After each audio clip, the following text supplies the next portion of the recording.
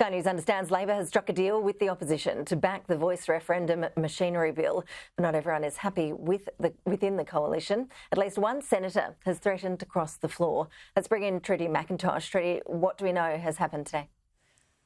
Ash, a big development with the coalition striking this deal with Labor to support the voice machinery bill. Now, this is an update to how referendums are conducted in this country. Up until now, the coalition has been withholding support, saying that they wanted the government to provide funding in terms of administrative funding to the yes and no campaigns. Now, they have not actually managed to obtain that, but nonetheless, they have reached this deal. I'm told that the Special Minister of State, Don Farrell, and his counterpart, Jane Hume, met again this morning, that Opposition Leader Peter Dutton was involved personally in these negotiations. I'll run you through what has been agreed to by the two major parties. We can show you this agreement. We knew that the yes and no pamphlets were going to be provided. I'm told, though, that there is an agreement now that this will be written by MPs.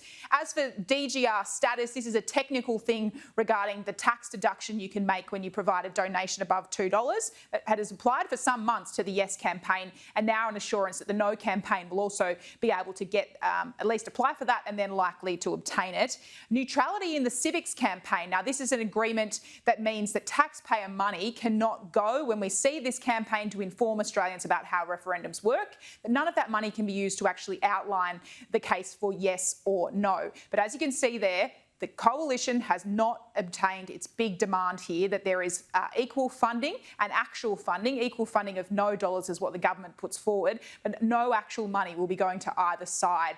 Now, this is the reaction we've seen a short time ago from the Special Minister of State, Don Farrell, and the opposition. The amendments in this bill are important and necessary to deliver a modern referendum in which the voting processes and the experience is similar to that of a federal election.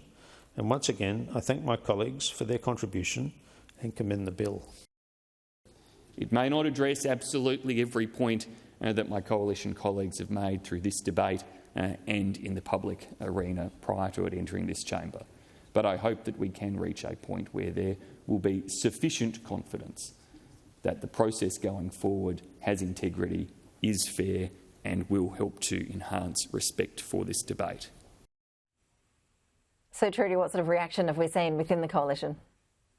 Well, Ash, this is particularly sensitive for Peter Dutton. There is a big rump within the coalition who do not agree with the deal that have been struck. We saw that yesterday in the party room meeting. At least 5 MPs standing up saying that they were not opposed to moving forward with this sort of deal. But the ante has been upped, if we can put it like that, this morning. Jacinta Price, the Country Liberal Party senator, confirming a short time ago that unless that yes or no funding was included in the machinery bill, that she will cross the floor and vote against it.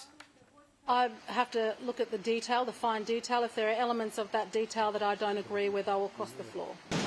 What would be some of those details? So what are you going to be keeping an eye out for? Well, preferably, I'd like for an official yes and no campaign to be funded. And if that's not available, then I will be crossing the floor.